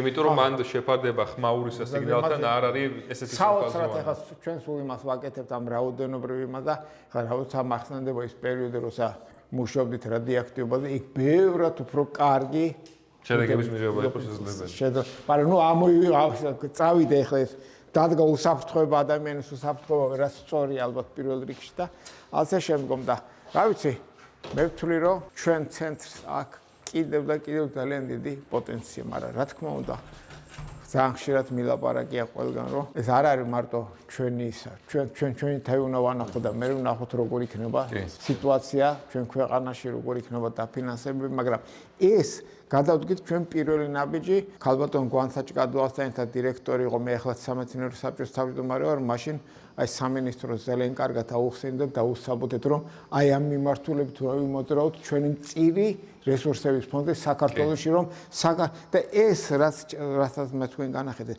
ეს არ არის მარტო ბერიტაშვილის ინსტიტუციაზე ჩვენ თავიდანვე ჩავდეთ ეს იდეა რომ ყველას შეიძლება რომ ეს ზოგადად საქართველოს მოხმარდეს რომ მეცნიერებს რომელსაც უნდა მუშაობა შეძლო რა თქმა უნდა ჩვენ ამისათვის ყავს ამის მენეჯერი, იმიტომ რომ ეხლა იცით როგორ არის საქმე, ეხლა აქ ერთი კვირა კაცს უნდა მუშაობა, იქ ერთი რომ რიგი იყოს დაცული და ყველაფერი იყოს ორგანიზებული და რა თქმა უნდა წესრიგი და სისუფთავე უნდა იყოს ყველაფერი. და მე გავამიხობდი ყურადღებას იმაზე, რომ თუ თქვენ ხართ ახალგაზრდა მეცნიერი, თქვენ დაინტერესებული მეცნიერებით, თუ თქვენ საზღვარგარეთ მოღვაწეობთ და გინდათ კოლაბორაცია საქართველოს შესაძლო ინსტიტუციებთან, არის რეალურად ამისი ფუნდამენტი, ეხლა ჩაიდო და ეს მხოლოდ ჯერ დასაწყისში არის, ჯერ განვითარების ფაზაში არის და ბევრი კიდევ უფრო მეტი გაკეთება, წინ დაშენდება ყველაფერი განვითარდება და თუ თქვენ გაქვთ სურვილი ამ სფეროში შემოხვიდეთ და იმუშაოთ, ამის ადგილი, ამის ინფრასტრუქტურა და ამის მცოდნე ხალხი არის რეალურად, ამიტომაც ყველაფერი არის რეალურად. ეხლა თქვენ რომ ხმაგეთმით გითხარით კიდევაც რომ ეს იმის ხმარი რომ ვირთაგვამ თავში საფარი იპოვოს. ხო, აი მაგე რა ქვია ბარსის ლაბირინთზე. და ასე შემდგომ მე მგონი, იცით რა ერთ გადაცემაში შეუძლებელია ყველაფერი ლაპარაკი და ყველას უნდა რომ მოყვეს რაც შეიძლება ბევრი თავის სამუშაოზე რა კარგია მაგრამ რაც არის პირველი ზოგადი ინფორმაცია მე თქვენ მოგაწოდეთ აი ამ ჩვენი ერთ-ერთი რა ვიცი მე თვლი რომ საქართველოს მასშტაბით ეს არის ძალიან წინ გადადგმული ნაბიჯი ასეთი ცენტრების გაკეთება თუ ჩვენ რო დავწერეთ დასაბუთება 3 წლის წინ დავწერეთ თუ აღარც მახსოვს 4 წლის წინ. მაშინ იყო სტატისტიკა მოყოლი რომ 1000-ზე მეტი ასეთი ცენტრი ევროპაში საქართველოში არსეთი არ იყო და ეხლა ალბათ 1200-იან 1300-იან. მაგრამ მიზანი ის რომ საქართველოში იყოს 100, 200 და 500. საქართველოში უნდა იყოს ბევრი და საქართველოს მეცნიერება უნდა იყოს საოცრად კონკურენტუნარიანი. საოცრად კონკურენტუნარიანი რომ ჩვენ, იმიტომ რომ მეცნიერება არის, მეცნიერება და განათლება არის ერის გადარჩენის და ერის წინსვლის ყველაზე მთავარი საშუალება. ჩვენი მეგობრებიც გვეთანხმებიან. ჩვენი მეგობრებიც არ გაგვინაწილდნენ.